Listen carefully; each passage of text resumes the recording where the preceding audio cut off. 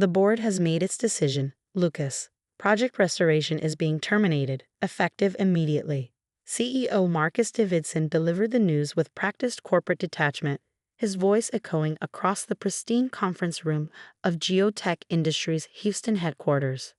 Behind him, floor-to-ceiling windows revealed an unforgiving Texas sun blazing over an oil refinery in the distance, a fitting backdrop for the end of my dreams. You're killing a technology that could revolutionize environmental cleanup because it might hurt your drilling contracts. I struggled to keep my voice steady, acutely aware of the 12 board members watching my reaction. We're an energy infrastructure company, not an environmental charity, Marcus replied, straightening his custom suit jacket. Your bioremediation system is scientifically interesting but financially untenable. The projected ROI simply doesn't justify further investment. My name is Dr. Lucas Chen, and until that moment, I had been GeoTech's Director of Environmental Innovation, a position created specifically for me when they'd recruited me from MIT 3 years earlier with promises of unlimited resources to develop next-generation environmental restoration technologies. Now those promises were evaporating like morning dew under that merciless Texas sun. The Phase 3 field tests exceeded all expectations. I countered, gesturing to the data displayed on the wall screen. We've demonstrated 89% toxin reduction in contaminated soil within 6 weeks, 10 times faster than current methods at 1/5 the cost. The board appreciates your team's efforts, Davidson said, not bothering to look at the data. But we've decided to pivot toward more aligned business opportunities. Jackson's enhanced drilling fluid system offers immediate benefits to our core clients. Jackson Reynolds, my colleague, rival, and the CEO's nephew, sat across the table, struggling to suppress a smirk. His breakthrough was merely a marginal improvement on existing technology, a way to help oil companies extract resources more efficiently. Nothing revolutionary, nothing that would change the world, but something that would keep GeoTech's primary clients happy and the profits flowing. And my team? I asked, thinking of the 12 brilliant scientists who had dedicated themselves to Project Restoration. Most will be reassigned to existing departments, Marcus replied, though some positions will unfortunately become redundant. Translation: layoffs were coming for those too loyal to me or too passionate about environmental remediation to fit neatly into GeoTech's profit-focused paradigm. You have 2 weeks to document all research and transfer materials to Jackson's department, Marcus continued. He'll be overseeing the archiving and determining if any elements can be repurposed for client-facing applications. The final insult. Not only was my project being killed, but Jackson would now have complete access to our work, ready to strip mine it for any components that might enhance his drilling fluids or extraction technologies. I left the conference room without another word, walking past glass-walled laboratories where my team still worked, unaware that their innovations would never reach the polluted fields, contaminated waterways, and damaged ecosystems we had committed to healing. Dr. Sophia Lee, my deputy director, intercepted me in the corridor. One look at my face told her everything. They killed it, she stated rather than asked, her shoulders slumping slightly. Complete termination. 2 weeks to document and transfer everything to Jackson's team. She absorbed this with the composed dignity that had made her my most trusted colleague. Because our success might make their clients look bad. Because our success doesn't directly contribute to their clients' bottom lines, I corrected, though we both knew the truth was somewhere in between. Reynolds' drilling fluid got the green light, of course. We reached my office, a glass cube that had once symbolized the transparency and openness of scientific innovation, but now felt like a display case where my failure would be exhibited for all to see. What do we do now? Sophia asked after I closed the door. I stared out at the sprawling GeoTech campus, remembering the day I had arrived, full of optimism about the corporate resources that would finally allow me to scale the bioremediation system I'd been developing since graduate school. I don't know, I admitted. They own everything we've developed here. The bacterial strains, the delivery system, the monitoring technology, all of it. Not everything, Sophia said quietly, lowering her voice though we were alone. The adaptive genomic modification protocol was derived from your pre-GeoTech research, and the mobilization enzyme we've been testing for the past month isn't in the official documentation yet. She was right. My original research at MIT had focused on engineering bacterial strains that could adapt to different pollution profiles. GeoTech had funded the expansion of that work. But the core intellectual property had origins outside the company, and our newest breakthrough, an enzyme that dramatically improved the mobility of our bacterial colonies through contaminated soil, wasn't yet integrated into the official project records. A dangerous idea began forming in my mind. "Lucas," Sophia said, recognizing my expression, "whatever you're thinking, remember those ironclad contracts we signed. GeoTech owns us." "They own what they know about," I replied slowly, "not what they don't." That evening, I called an emergency meeting at my apartment, not through company channels, but via personal contacts I trusted absolutely. 6 key members of Project Restoration gathered in my living room, their expressions ranging from anger to dejection to confused determination. "Project Restoration has been terminated," I announced without preamble. "GeoTech has decided that cleaning up environmental disasters isn't as profitable as helping create them." The room erupted in outrage and dismay. These weren't corporate scientists who had joined GeoTech for stock options and stability. These were environmental warriors who believed in the power of bioremediation to heal a wounded planet. When the initial shock subsided, I laid out the situation frankly. "In 2 weeks, all our research will be transferred to Jackson Reynolds' department. Any useful components will be repurposed for extraction technologies. The rest will be buried in archives where it will never help a single contaminated ecosystem." "Can they do that?" asked Dr. Reva Mehta, our soil chemistry expert. "Just take years of revolutionary work and lock it away?" "Legally, yes," Sophia confirmed. "Everything we've developed while employed by GeoTech belongs to them." "Not everything," I said, moving to my home workstation where I'd set up a secure connection to an external server. "For the past year, I've been conducting parallel research based on my pre-GeoTech work, using personal resources and time. Refinements to the adaptive genomic modification protocol that technically fall outside the company's intellectual property claims." I pulled up a genetic sequence that made Sophia lean forward in sudden interest. "Is that what I think it is?" she asked, studying the screen. "A modified version of the mobilization enzyme we discovered last month," I confirmed, "but with an additional feature that allows it to persist through extreme temperature variations. I've been testing it in my home lab." "You have a home lab?" Reva asked, sounding both impressed and worried. "I converted my garage," I admitted.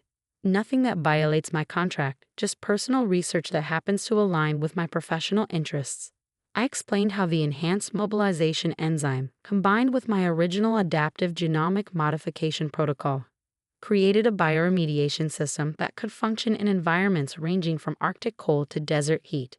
It transformed Project Restoration from impressive to world-changing. "What exactly are you suggesting, Lucas?"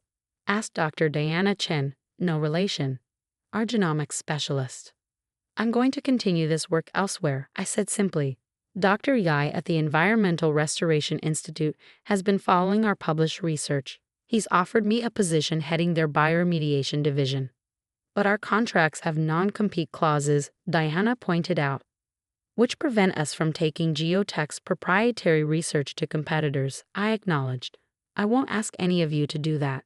What I'm proposing is that we properly document the official Project Restoration results that demonstrate the viability of bioremediation at scale, and ensure they become part of the scientific record before they can be buried."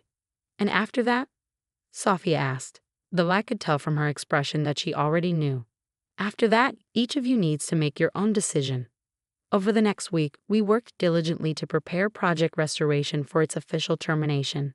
To any observer, we appeared to be dutiful employees following the shutdown protocols. But we were meticulously documenting every successful test, every promising result, ensuring that the revolutionary potential of our system was unmistakably clear in the official record. Meanwhile, in my home lab, I refined the enhanced mobilization enzyme and adaptive genomic protocol, work that had never been part of GeoTech's official research and thus remained mine. On day 8, Jackson Reynolds made his first appearance in our laboratory complex, clipboard in hand, surveying what would soon fall under his control. "Lucas," he greeted me with artificial congeniality. I'm just doing a preliminary assessment of salvageable components from project restoration. No need to stop your documentation. Help yourself, I replied neutrally.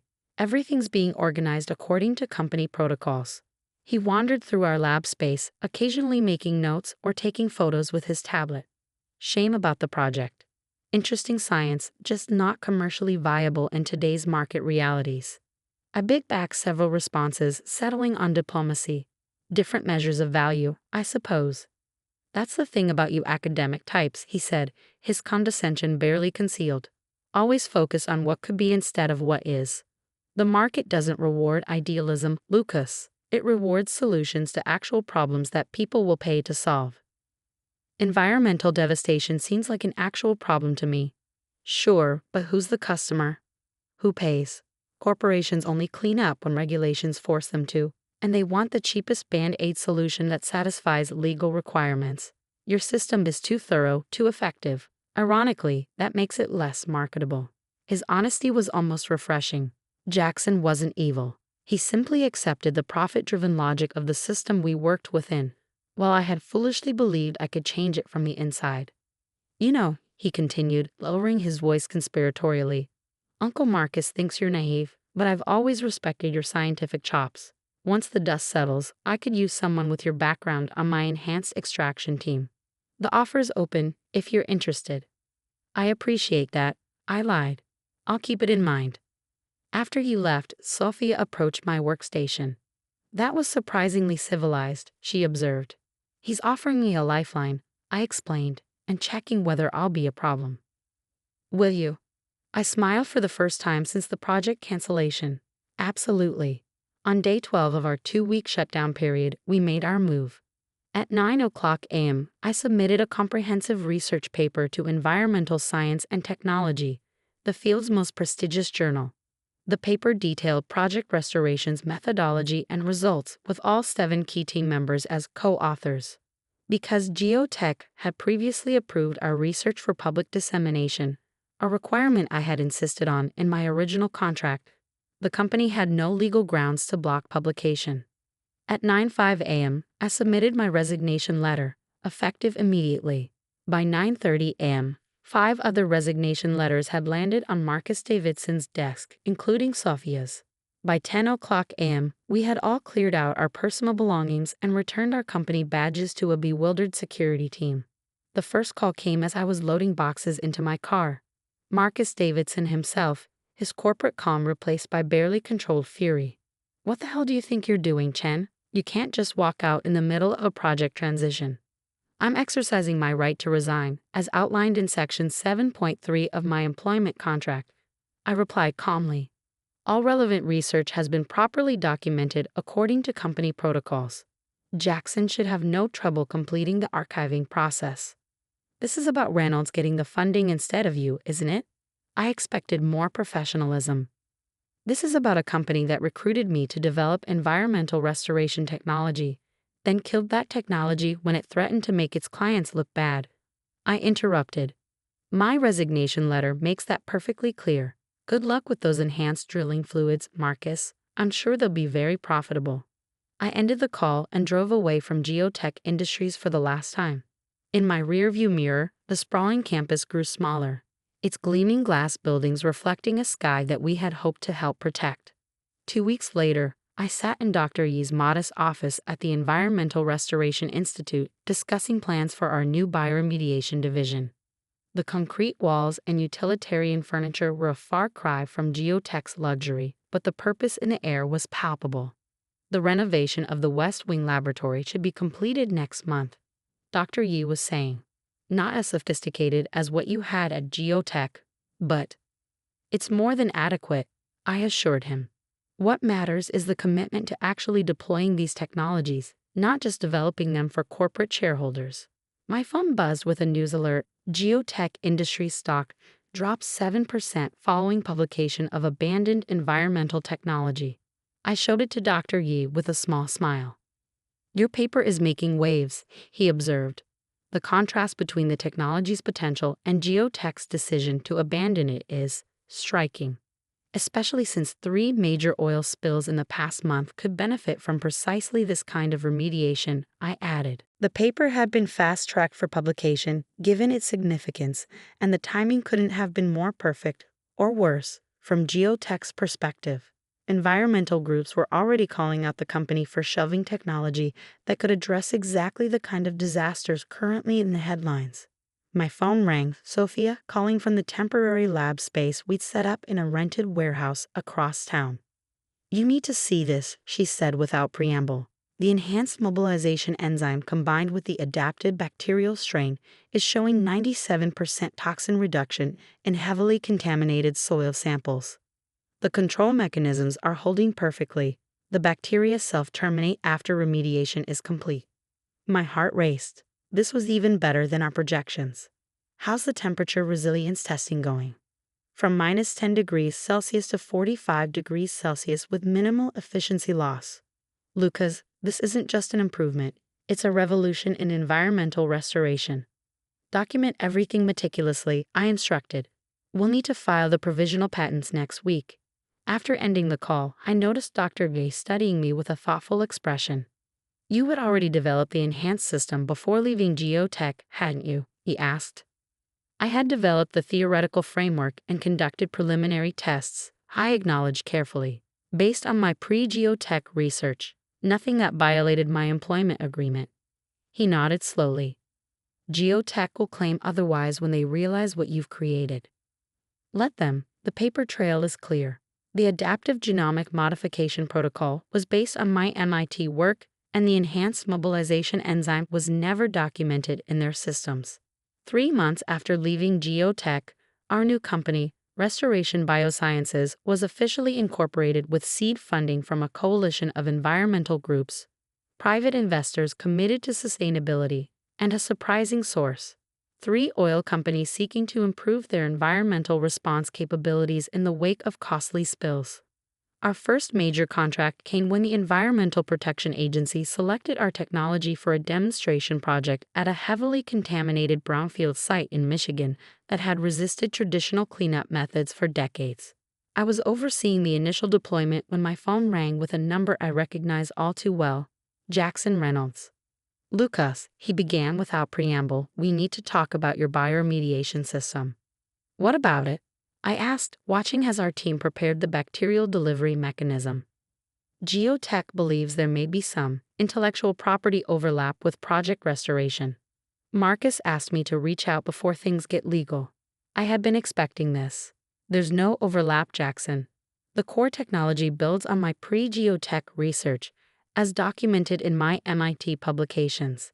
The enhancements were developed after I left the company." "Come on, Lucas," he said, his voice dropping into a more personal tone. "We both know you must have been working on this before you left. The timeline doesn't add up otherwise." "The timeline is precisely documented. Feel free to have your lawyers review our patents and development records." A long pause followed. "Look, instead of fighting about this, what if we discussed a partnership? GeoTech has the infrastructure to deploy your system globally. We could make this a win-win." I thought about the boardroom where my dreams had been crushed, the refinery visible through the windows, the casual dismissal of technology that could heal damaged ecosystems. "Send me a formal proposal," I said finally. "But understand this. Any partnership will require complete commitment to deploying this technology wherever it's needed, not just where it's most profitable." "I'll see what I can do," he replied, though we both knew Marcus Davidson would never agree to such terms. A week later, as expected, GeoTech's lawyers sent a cease and desist letter claiming intellectual property infringement.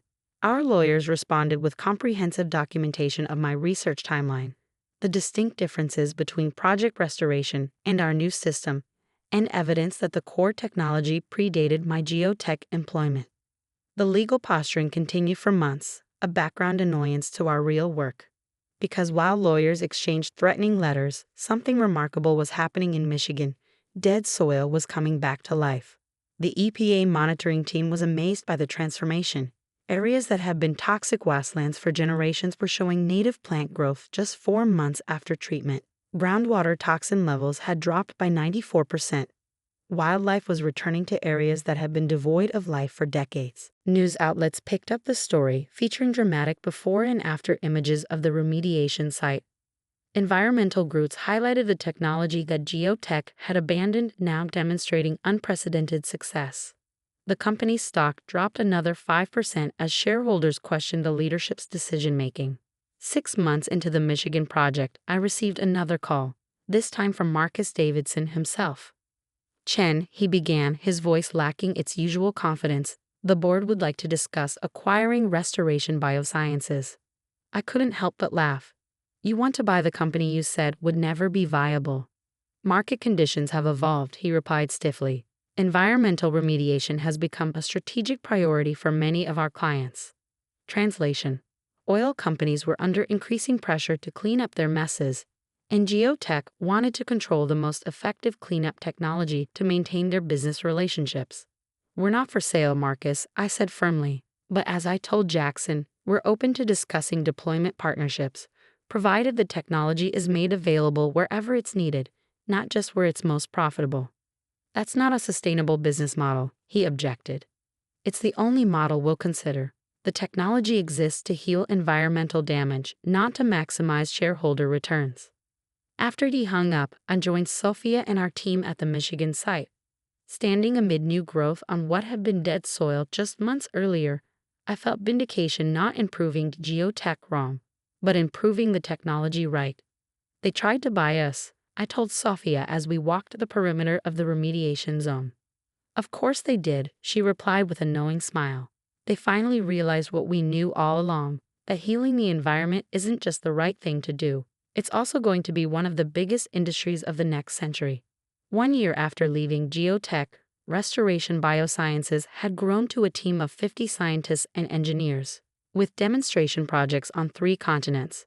Our technology had been deployed at oil spill sites, abandoned industrial complexes, and contaminated agricultural lands, each success building momentum for a new approach to environmental restoration. GeoTech, meanwhile, had undergone a shakeup.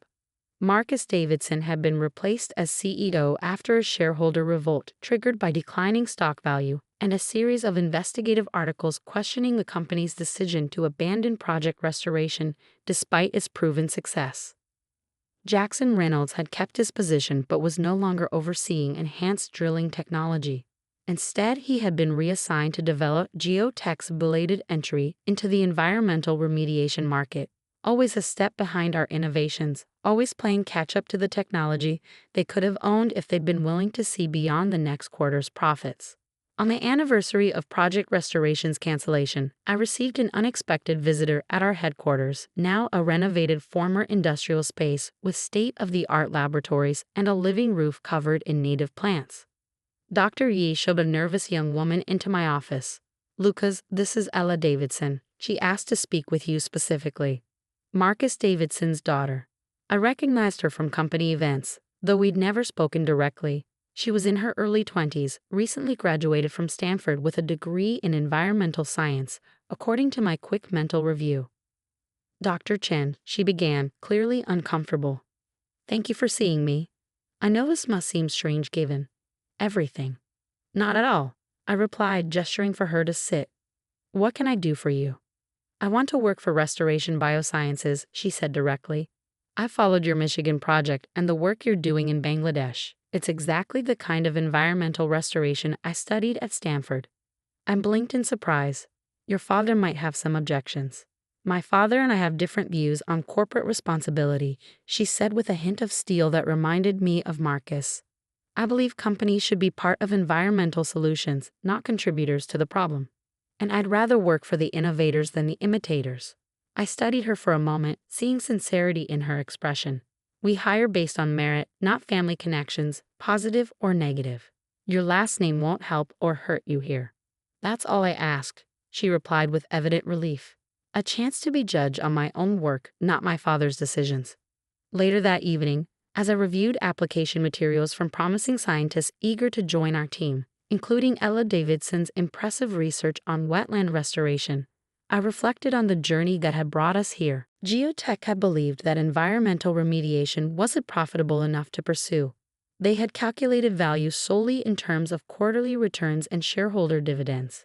But they had failed to see the biggest market opportunity of all: healing a planet in crisis. Our success wasn't just a personal vindication or a business triumph. It was proof that doing the right thing could also be the smart thing, that innovation focused on environmental healing could succeed where profit-focused extraction had begun to fail.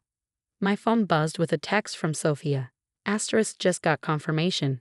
The UN Environmental Program wants to deploy our system at 50 critical sites worldwide. This is really happening. I smiled, thinking of that conference room at GeoTech where they had killed Project Restoration, of Jackson's condescending offer, of Marcus Davidson's certainty that environmental remediation wasn't commercially viable. Sometimes the most powerful response to rejection isn't anger or resentment. It's proving through undeniable success that they were catastrophically wrong. Not just for personal satisfaction, but because the work itself matters too much to abandon. Outside my window, the sun set over our testing fields, where once contaminated soil now supported a riot of native plants. In the distance, I could see the lights of the city where GeoTech's headquarters still dominated the skyline, a monument to old thinking and short-term gains. But the future belonged to those who understood that true innovation meant healing rather than exploiting, restoring rather than extracting. And that future was already taking root, one remediated ecosystem at a time.